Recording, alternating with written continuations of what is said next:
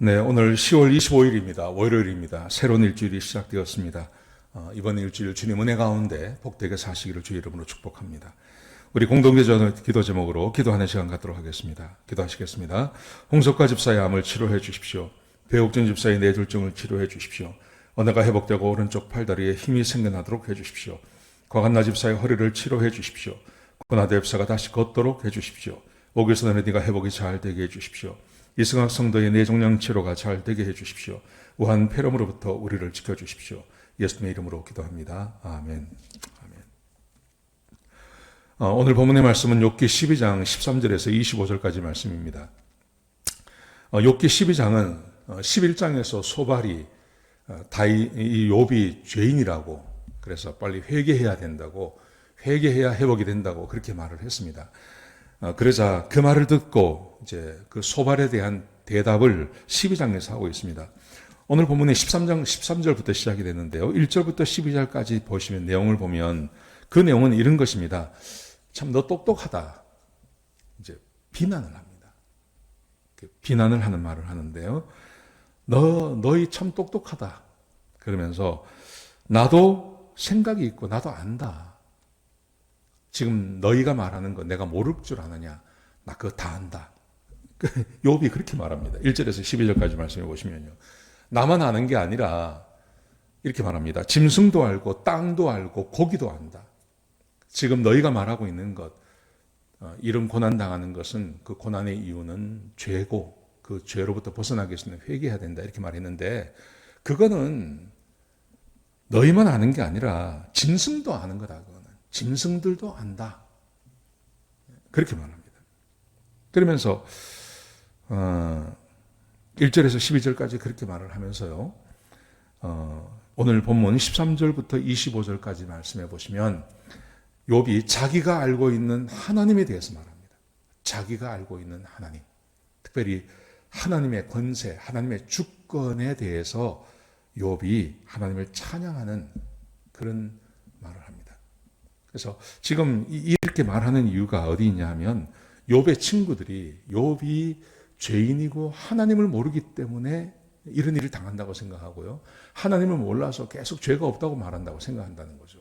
그러니까 욥이 자기가 알고 있는 하나님에 대해서 말을 하는 거예요.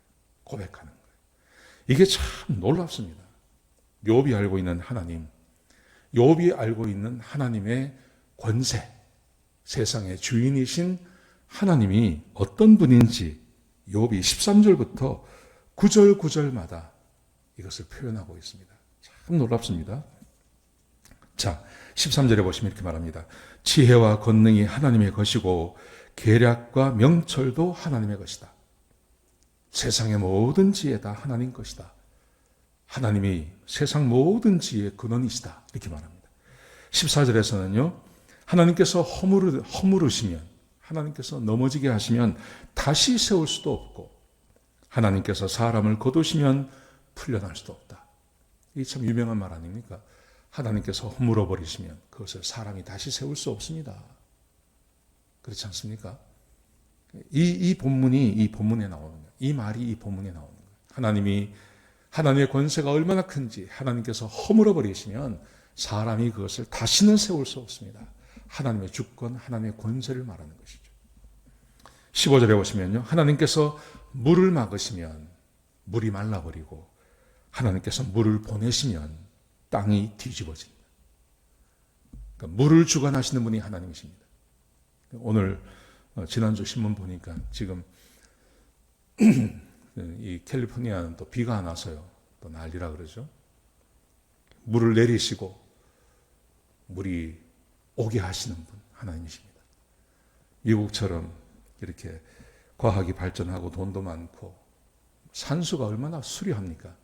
이런 땅에도 비가 조금만 오지 않으면 난리지 않습니까? 비가 와야 되고 눈이 와야 되고 그래야 이 캘리포니아 사람들이 살지 않습니까? 이게 얼마나 웃깁니까?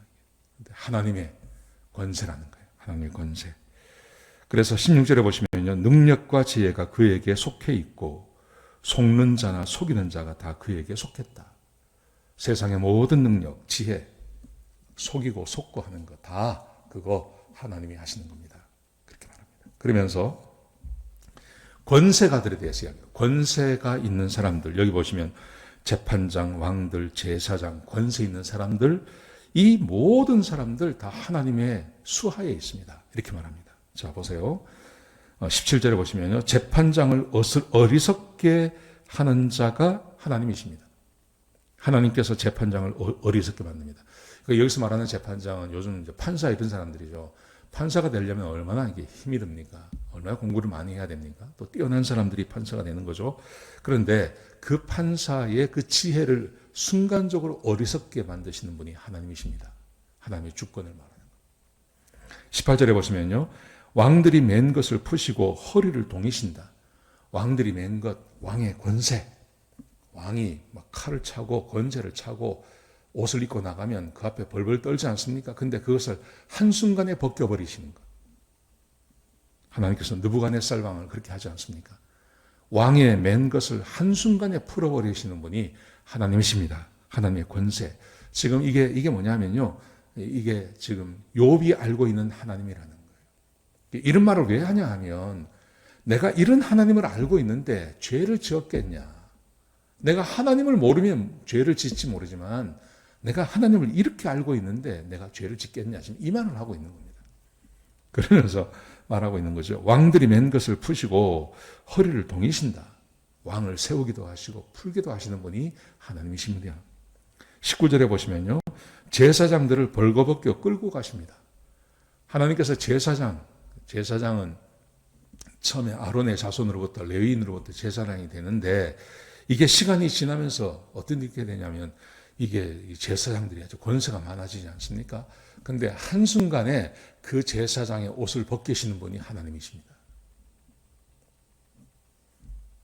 제사장이라 하더라도 그에게 병이 생기면 제사장의 직분을 못하죠. 얼굴에 반점이 생긴다든지 아니면 몸에 피부병이 생긴다든지 부정한 것이 생겨버리면 당장 옷 벗어야 됩니다. 하나님이 그렇게 하신다는 겁니다. 19절에 보시면요. 권력이 있는 자를 넘어뜨리신다. 아무리 큰 권세를 가진 사람이라도 하나님께서 그 사람을 권세를 넘어뜨릴 수 있습니다.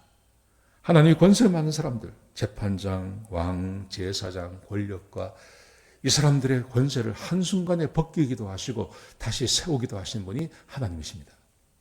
지금 욥이 이 고백을 하고 있는 겁니다. 두 번째, 20절부터 21절까지 보시면 아무리 세상에 지혜 있는 사람도 하나님께서 그 지혜를 빼앗아 가십니다. 이렇게 말합니다. 자, 보세요. 충성된 자의 말을 물리치시고 늙은 자들의 판단을 빼앗으신다. 여기서 늙은 자라는 것은 요즘 개념하고 좀 다릅니다. 여러분, 지금은 정보나 이런 것이 워낙 많기 때문에 젊은 사람들이 많은 걸 알고 있죠. 근데 이게 지금으로부터 4,000년 전입니다. 아브라함 시대로 보니까요. 4,000년 전에 세상을 오래 산 사람이 경험이 많고 세상을 많이 여행해 본 사람이 경험이 많은 거죠. 그렇기 때문에 연세가 많은 분들이 지혜가 많은 겁니다. 경험이 많은 겁니다. 지금 그 이야기를 하고 있는 겁니다. 아무리 경험이 많고 세상을 많이 알고 있다 하더라도 늙은 자들의 판단을 빼앗으신다. 하나님께서 늙은 사람이 판단하는 것, 하나님 그거 바꿀 수 있습니다.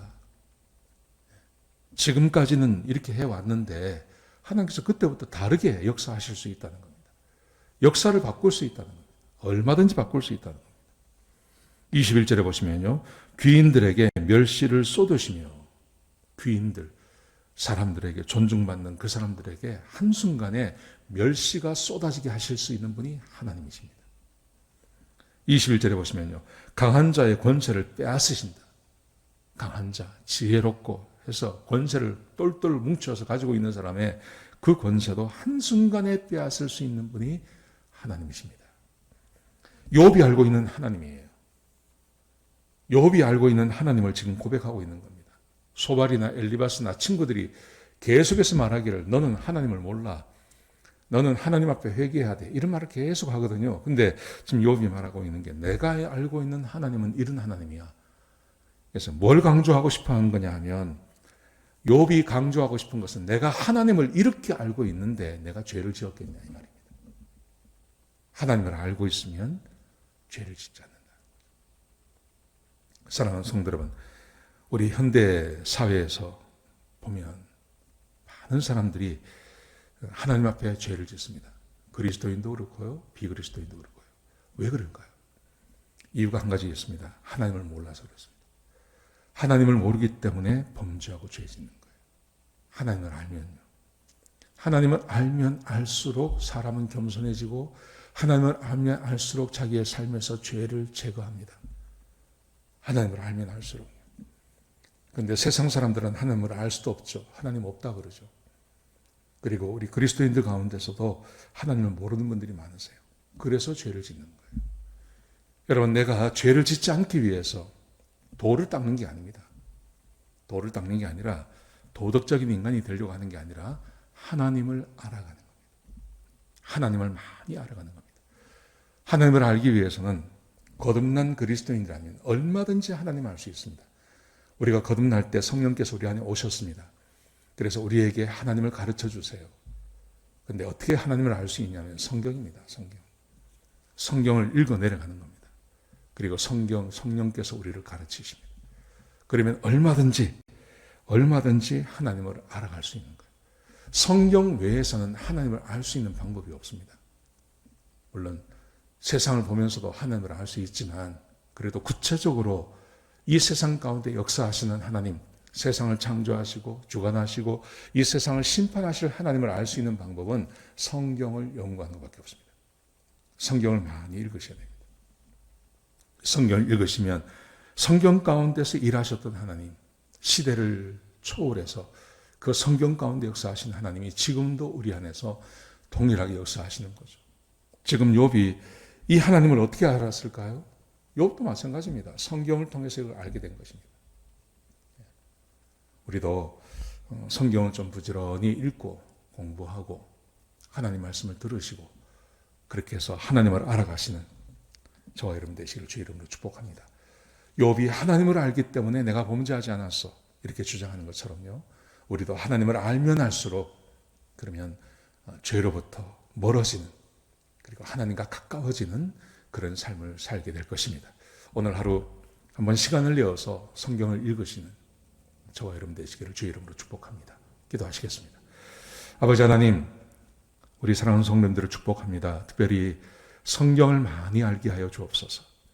구원받고 하나님 백성이 되었다면 성경을 많이 읽고 묵상함으로 살아계신 하나님을 알게 하여 주옵소서. 하나님을 많이 알고 깊이 알아 죄로부터 멀어지게 하시고 하나님과 가까워지는 주의 백성들 되게 축복하여 주옵소서. 주님 감사합니다. 예수님의 귀하신 이름으로 간절히 기도드렸습니다. 아멘.